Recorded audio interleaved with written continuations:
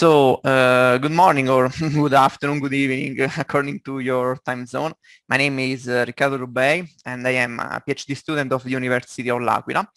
And I'm going to present you the tool that we developed in our team with Juri, Rocco, Davide, Ruscio, Phuong, Nguyen, and Alfonso, Pierantonio, which basically is a tool with the aim of classify and to cluster metamodels. So I will introduce you briefly this concept of what is the problem of classifying and clusterize metamodels, and as well as the motivation behind it. Then a very brief explanation of what classification and clustering is, because I mean everyone I think that more or less we know about. And then we will go through the real approach by showing you the architecture and the result that we obtained, and what we are planning to do next for the next approach. I mean, so I don't know why it's a bit stuck. Okay, so inside this model-driven community, and in these recent years, we face the problem of find the right metamodels or the right models. I mean, everything that can be used in this model-driven engineering community. And a lot of tools have been developed so far that rely on some specific technology, like, for example, machine learning and everything like this. Because, of course, you want to have,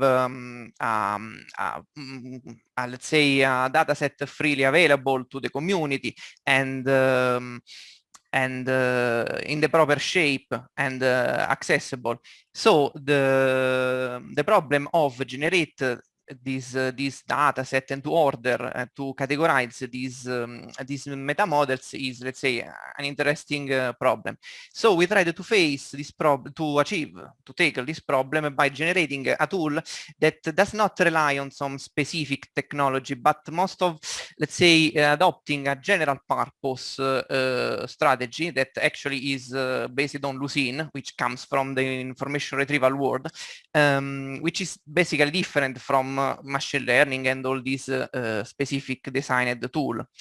So I think it's a bit more, it's a bit slow, the movement. I don't know. Okay, it's a bit slow. So yes, as I was saying, in this context, there are these very highly specialized tool, for example, adopting machine learning techniques, and but we know that if we are working with some machine learning techniques, there are many problems, in particular related to the data set adopted. You know, you have to find the right, I mean, you have to work on the data set because it must be in the right shape, the right dimension, because if it's too small, the machine learning can fall. If it's unbalanced, you cannot apply technique like the Bayesian, the naive Bayesian, and so on. But not only, because in other technique, like for example in the clustering problem, big data set can be affected by performances. So we tried to tackle this problem with this tool. So a very brief introduction, just to keep in mind what are we talking about of classification and clustering. So the concept of classification basically is if you have a data set that we want to categorize by some specific, let's say, categories, but in this case, so we want to divide this data set in some specific categories. The difference in this case is that we need some label, let's say some categories. So we have this machinery that, by analyzing each elements of this dataset, will assign to the right categories or assigning the right label. In the clustering, instead, the problem is different because you don't have this concept of categories. You rely on some similarity metrics. So you will get this data set, and you will divide by some similarities among the elements. But you don't have the concept of, I mean, not at the beginning, the concept of label or categories. So let's now talk about the tool that we developed. Basically, is divided in 3 main blocks, the rounded circle, we can say. As the first phase, we need some metamodel indexing. So Lucene work with the concept of index. So the first step is to take the dataset that we want to store, let's say, and by applying the EMF core, we parse all these metamodels in order to extract some the key elements. We decided to rely on the class name, the reference name, and the attribute name. So all these information are extracted by each of the e-core taken as input, and we generate everything that we send to Lucene. Later I will show you an example of a graphical example, because so you can follow better. The next phase is the query creation phase. So once you have generated this dataset, you want to query this dataset. You need, of course, to start to trigger the operation by taking one metamodel. So for example, if you want to classify, you get one metamodel as input. You will extract as for the indexing phase the key elements, class name, reference, and attribute. But in this case, we adopted, let's say, a feature that is provided by Lucene, which is called Lucene boosting mechanism. Basically, is the idea is to give more importance, more emphasis on some index. By some studies, empirical studies, we discovered that if we give more importance to the class name, the results are slightly better. But of course, there are a lot of studies about how to assign the right weight, the right boosting weight, and so on. Then the last phase is the query execution phase. So once you have this metamodel, you want to trigger the procedure, and you can, of course, decide if it's needed the cluster, if you want a cluster of, let's say, if you want to classify your metamodel. If you want to classify your metamodel, you will trigger the Lucene, and it will give you only one element, the most similar one, attached with the category. So if we find the most similar one attached maybe with the category labeled A, so the input metamodel will be labeled and categorized with the label A.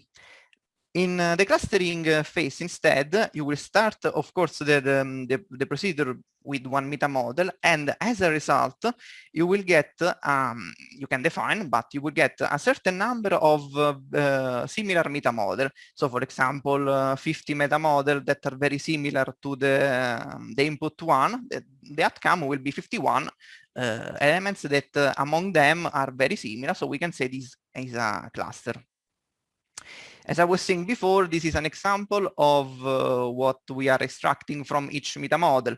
So, as I said, we rely only on class name, reference name, and attribute name.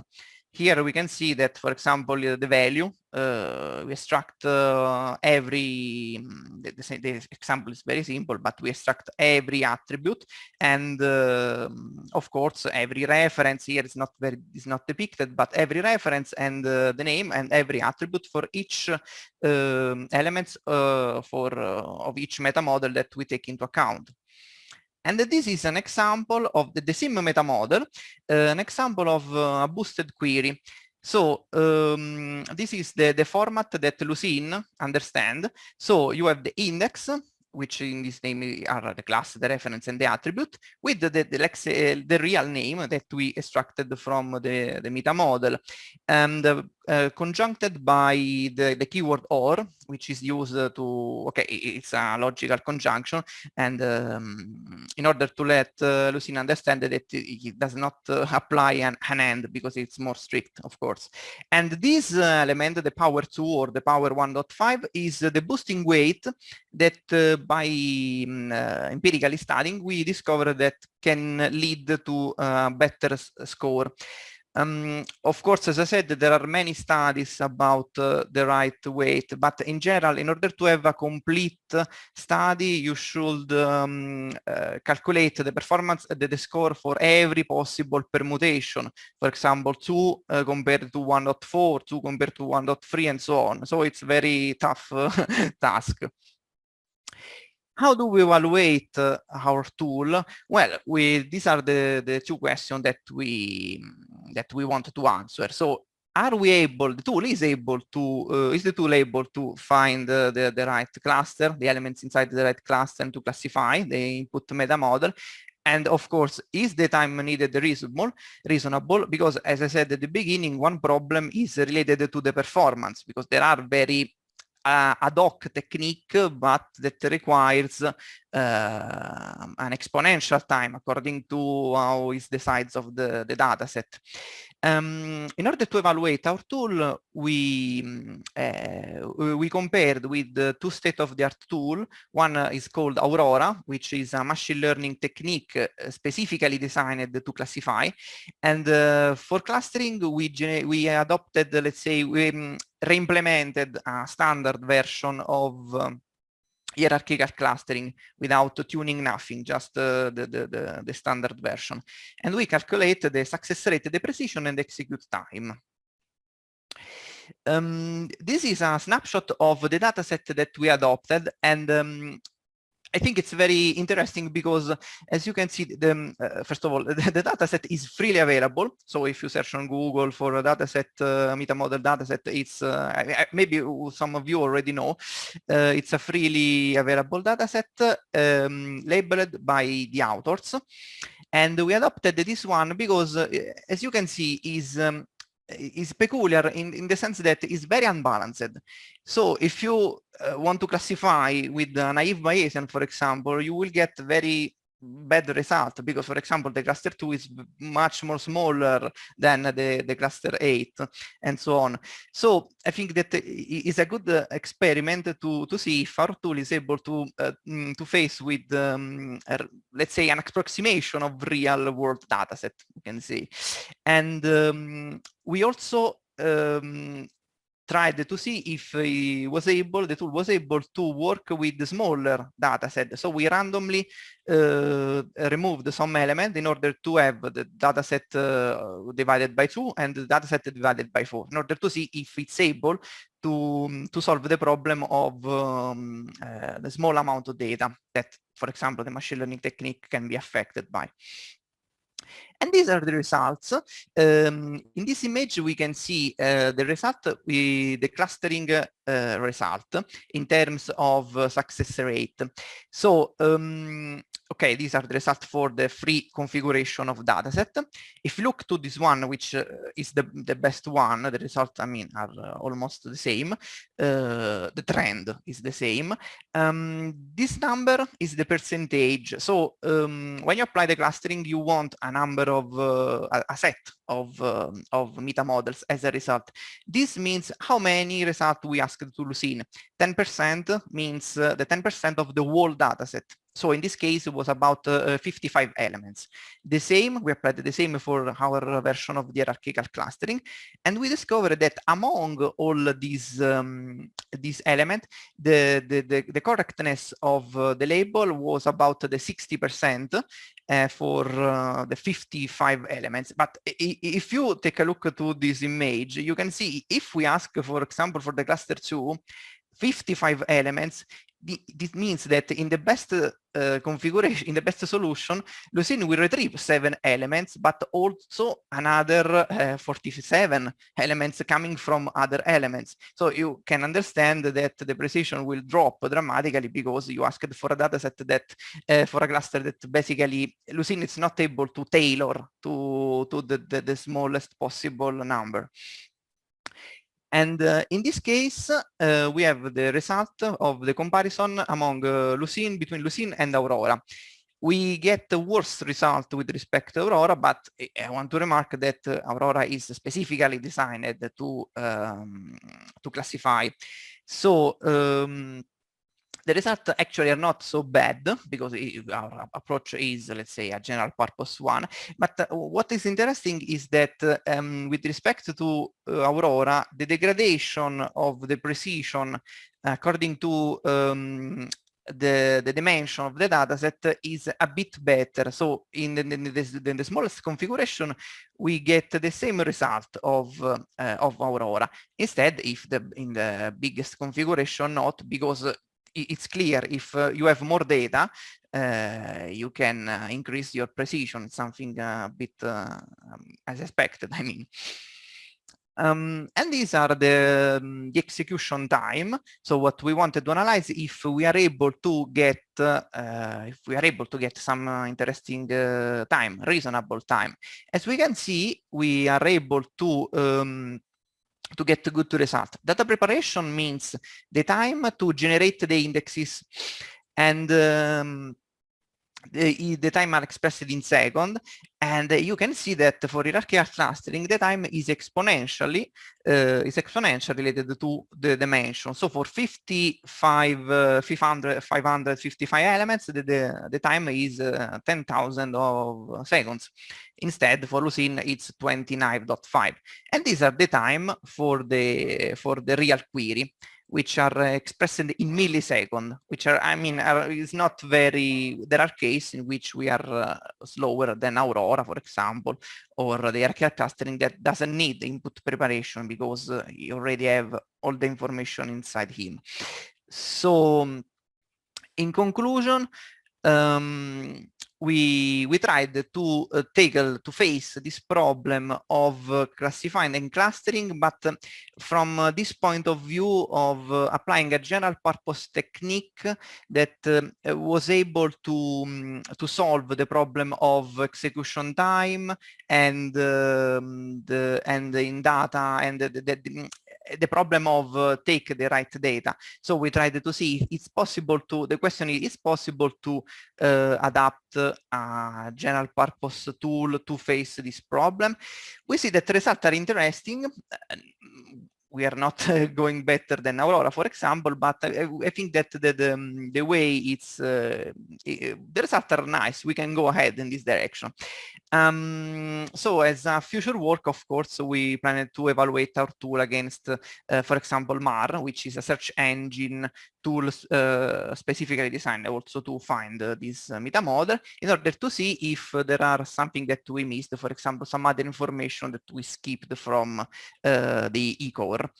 And okay, so this concludes my presentation. So if you have any question, please, I'm here. Thank you very much. I think I'll need some time to digest that. It's a bit out of my domain. What I would like to see somewhere, what the not sure if you have anything.